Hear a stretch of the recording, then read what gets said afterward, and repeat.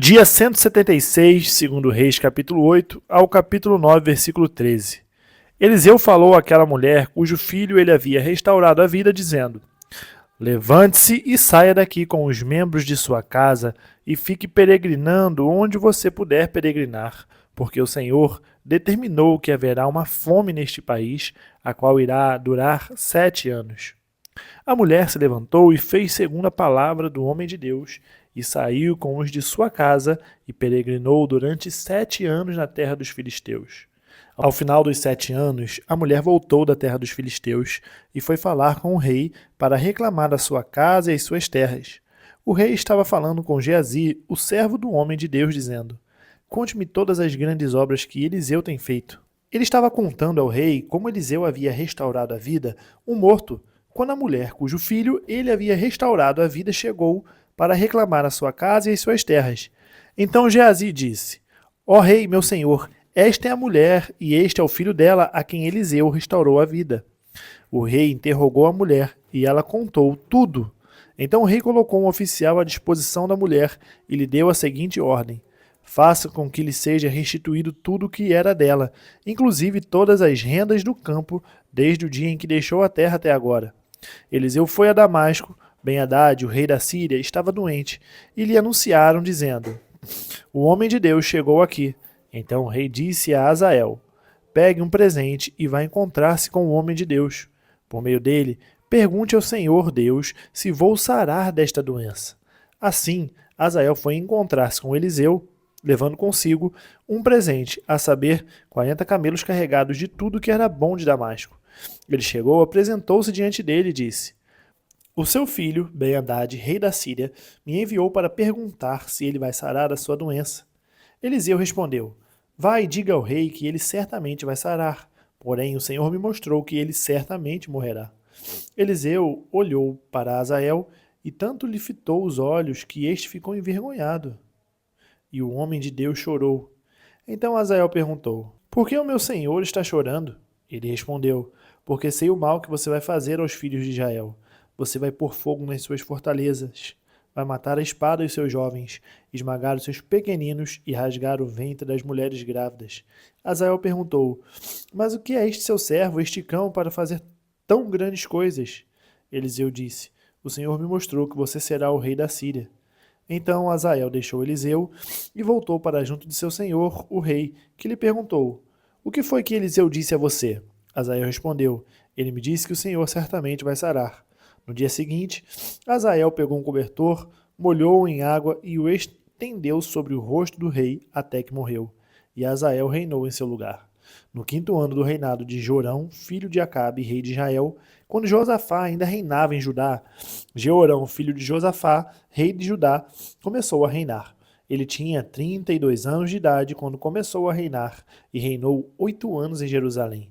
Andou nos caminhos dos reis de Israel, como também fizeram os da casa de Acabe, porque era casado com uma filha dele. E Jeorão fez o que era mal aos olhos do Senhor. Porém, o Senhor não quis destruir Judá por amor a Davi, seu servo, segundo a promessa que lhe havia feito de dar uma lâmpada a ele e aos seus filhos para sempre. Nos dias de Jeorão, os edomitas se revoltaram contra o poder de Judá e constituíram o seu próprio rei.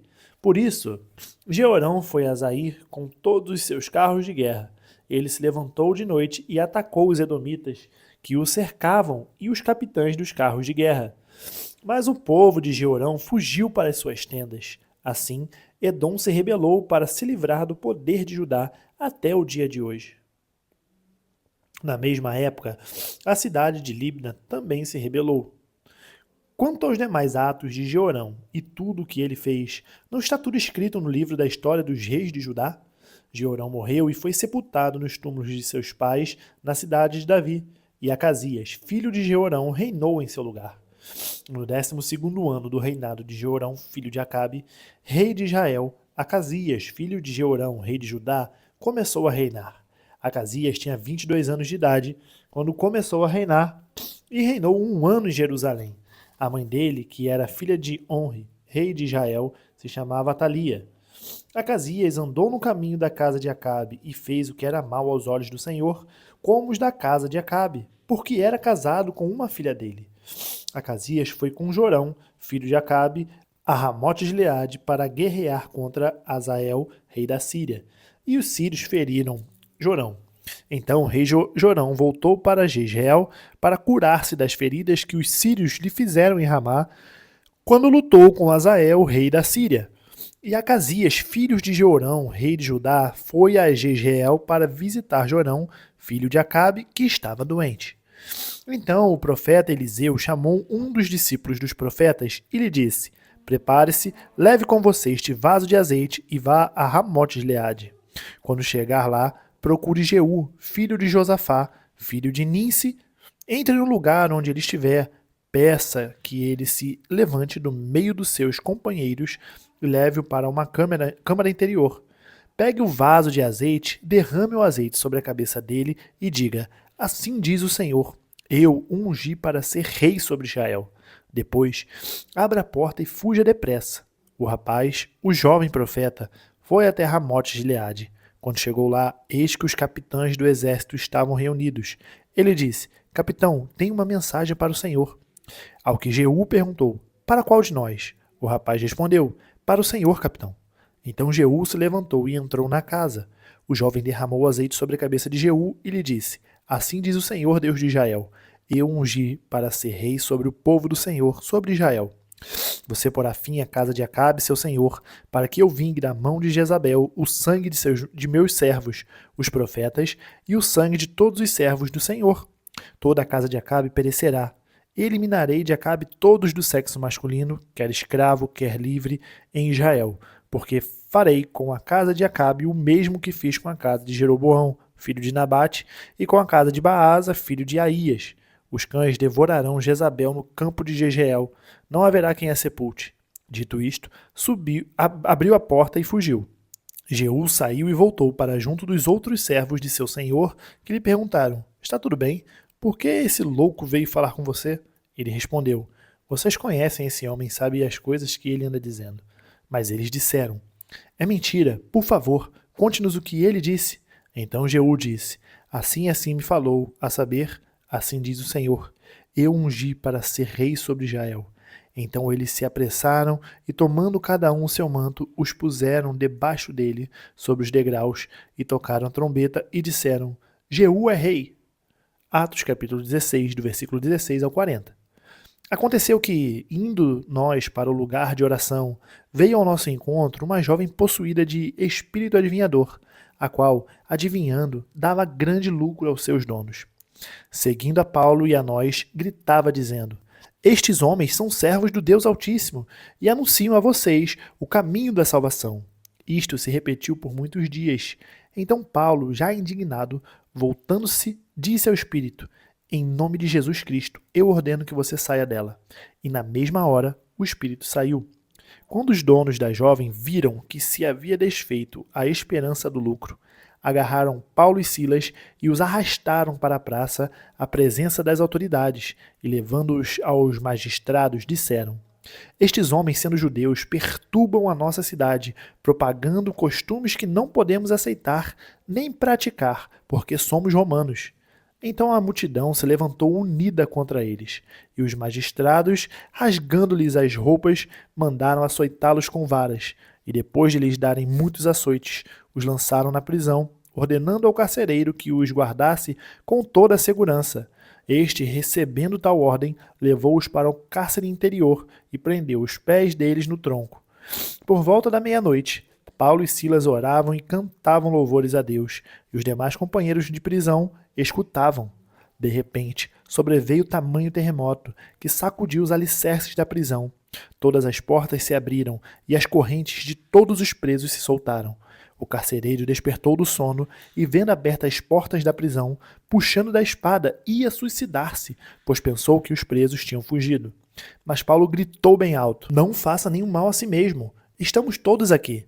Então o carcereiro, tendo pedido uma luz, entrou correndo e trêmulo, prostrou-se diante de Paulo e Silas.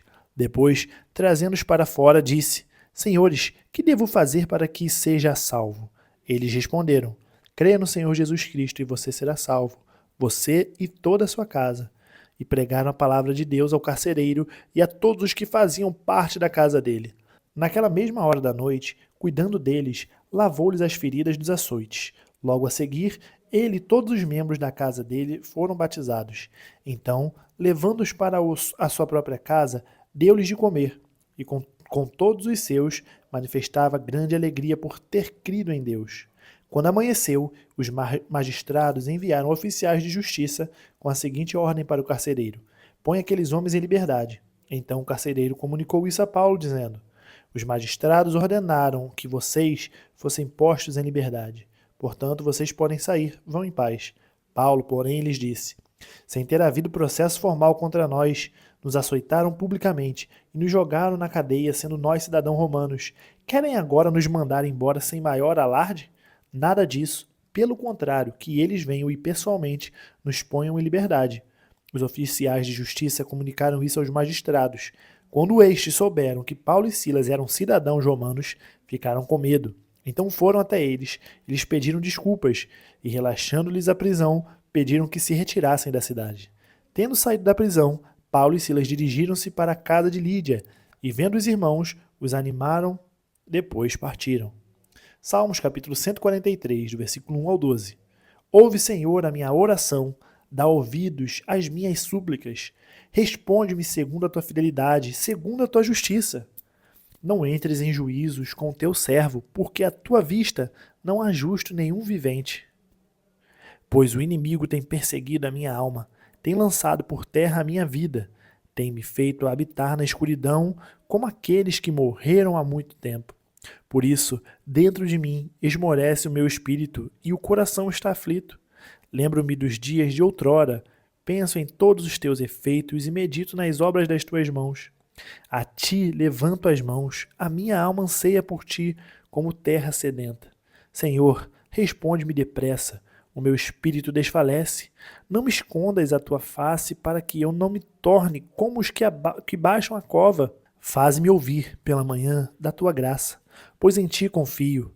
Mostra-me o caminho por onde devo andar, porque a ti eleva a minha alma. Livra-me, Senhor, dos meus inimigos, pois em ti é que me refugio. Ensina-me a fazer a tua vontade, pois tu és o meu Deus.